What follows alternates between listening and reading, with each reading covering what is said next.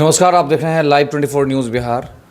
आज हम बात करेंगे फिर मुखिया जफर असलम साहब से, AIMIM पार्टी के प्रखंड अध्यक्ष के रूप में, और इस बार विधानसभा तैयारी को लेकर तैयारियों में भी है, और ऑल इंडिया मजलिस इत्तेहादुल मुस्लिमीन के इस बार कद्दावर नेता भी कहा जाता है, और चुनाव के प्रबल दावेदार भी हैं। टिकट को लेकर क्या आश्वासन मिली है, क्या तैयारियां हैं, चलिए पहले शुरुआत करते हैं टिकट को लेकर।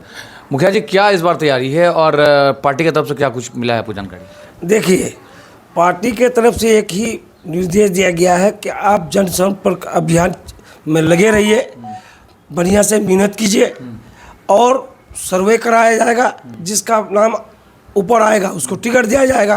तो जाहिर सी बात है कि हम बहुत दिनों से इसमें लगे हुए हैं, काफ़ी दिनों से प्रखंड अध्यक्ष के रूप में, और फिर क्या कहते हैं कि MIM का शुरू से ही हम वफादार आदमी हैं, इसलिए हमको उम्मीद है कि हम वफादार भी हैं और हकदार भी हैं, हमें ही टिकट मिलेगा।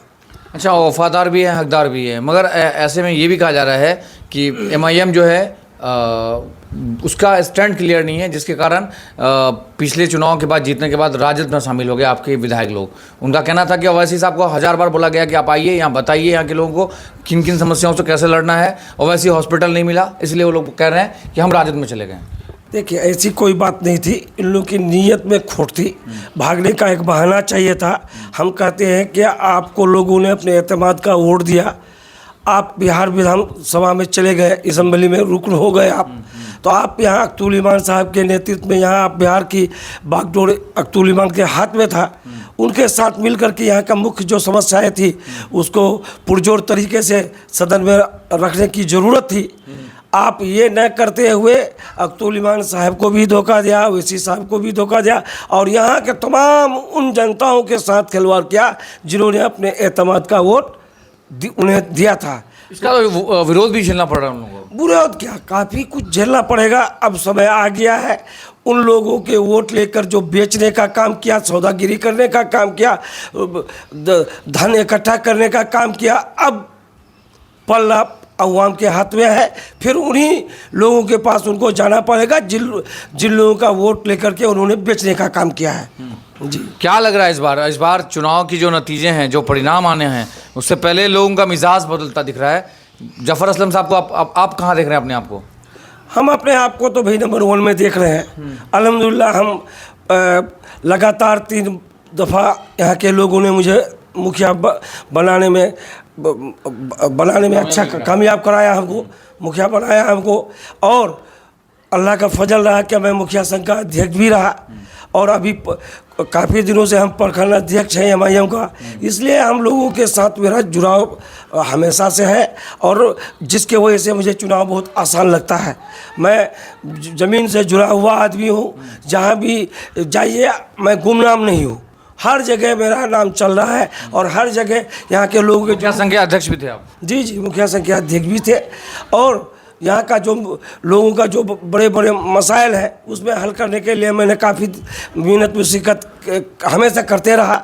हर जगह भी जाना पड़ा, मैं गया, इसलिए मुझे चुनाव लड़ने में किसी तरह का कोई दिक्कत नहीं है। अल्हम्दुलिल्लाह, लोगों का सपोर्ट मेरे साथ है। मैं नया चेहरा नहीं हूँ लोगों के लिए, लोग मुझे जानते हैं, और जो नहीं जानते हैं तो फिर मैं उन तक पहुँचने का काम कर रहा हूँ। इंशाअल्लाह हम पूरी उम्मीद है कि लोगों का ताउन मुझे मिलेगा। अच्छा, अगर लोगों का तावन आपको मिलेगा तो क्या उन समस्याओं पर आप खड़ा उतरेंगे, या फिर आप पर लोग कैसे भरोसा करें? क्योंकि पिछले में 4 ने भरोसा करके लोगों ने वोट दिया और वो उनका भरोसा तोड़ दिया। उसमें असलम साहब भी तो ऐसा नहीं कर सकते हैं ना कि भाई भरोसा आप पर करे फिर आप कहीं और चले गए। देखिए, गाँव का एक चोर होता है ना, तो पूरा गाँव में बदनाम हो जाता है। ये तालाब में एक मछली खराब हो तो सब मछली खराब हो, बिल्कुल सही है। लेकिन एक बात सुन लीजिए, ये 2025 का परिणाम जब सामने आएगा, जब चारों दगाबाज हार जाएंगे, तो जो लोग नवनिर्वाचित होंगे उनके लिए वो सबक भी होगा। इत्मीनान नहीं है, उन लोगों के हार को देखते हुए जो लोग इधर उधर डगमगाएंगे तो नतीजा सामने रख करके फैसला लेंगे। इसलिए कोई भी इधर से उधर नहीं होगा, और इस बार जो टिकट दिया जाएगा तो टिकट देने में हम लोगों की तरफ से जर्रा बराबर भी कमी नहीं होगी। हम लोग अपने पार्टी से जुड़े हुए लोगों को टिकट देंगे। इधर उधर इस बार कार्यकर्ताओं से टिकट मिलेगा या फिर पैसे का खेल होगा? क्योंकि आप पार्टी में आपका आरोप लगता है कि पैसे के खेल होता है। देखिए, आरोप प्रत्यारोप तो ये विपक्ष का काम है, वो करते रहे। आपको मैं ज़्यादा दिन की बात नहीं कह रहा हूँ।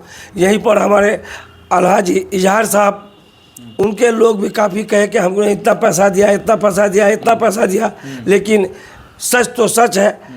एमएलए इजहार साहब आखिर ऑन कैमरा बोलना पड़ा उसको कि नहीं, मैंने टिकट के लिए कोई पैसे नहीं दिए हैं। सच तो सच है ना। इल्ज़ाम लगाना आसान है, लेकिन उसको सिद्ध करना बड़ी दिक्कत है। इसलिए टिकट के लिए किसी तरह का कोई पैसा वैसा का मामला नहीं बनता है। जिनको टिकट नहीं मिलती है वो ये आरोप लगाते हैं। अच्छा, ये आपके बहनवी साहब हाजी इजहार रश्वी साहब का कहना था कि जिस बंदे ने विरोध किया वो जो भाजपा का आदमी था, और मेरे जो हैं करीब साले साहब हैं वो जाकर के माला बनाने का काम करते हैं। चलिए, वो जो टिप्पणी करे वो उनका मामला है, लेकिन जहाँ तक सवाल है कि वो लोग जितने भी, वो पूरा गांव जो है वो पतंग ही पतंग है। पहले भी हम लोगों का साथ था, आज भी वो लोग सारे साथ है। उनका नाम जरीफ है। वहाँ पूरा मोहल्ला जो है वो पतंग ही पतंग है। मतलब पतंग का ही इस तरह से विरोध किया गया इसलिए, और वो कहने लगा कि नहीं हमारे साले साहब जाके जेडीयू के आदमी को माला बना रहे हैं।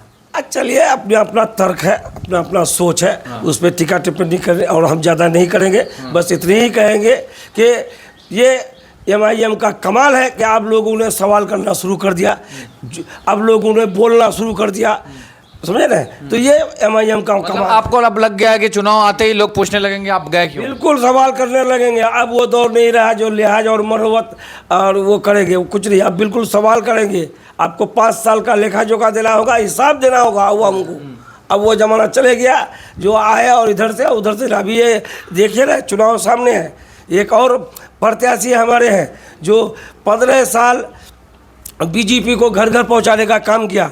आज वो सेकुलर में जुमा 8 दिन ज्वाइन करने का नहीं हुआ है, तो एमआईएम और को बीजेपी से तुलना करता है। बताइए, आज कई दिन पहले उनका गुफ्तगू सुना तो ताज्जुब लगा। वो तो शुरू से कह रहा है कि बी टीम बन के खुद काम कर रहा था। आपको खुद, हम तो बी टीम है, हम तो डायरेक्ट बीजेपी है। आप अपने बारे में बताइए ना। आज आप वॉशिंग मशीन है आरजेडी कि वहाँ आकर के कोई ज्वाइन किया तो सब पाप धुल गया। ऐसा कोई वॉशिंग मशीन नहीं है।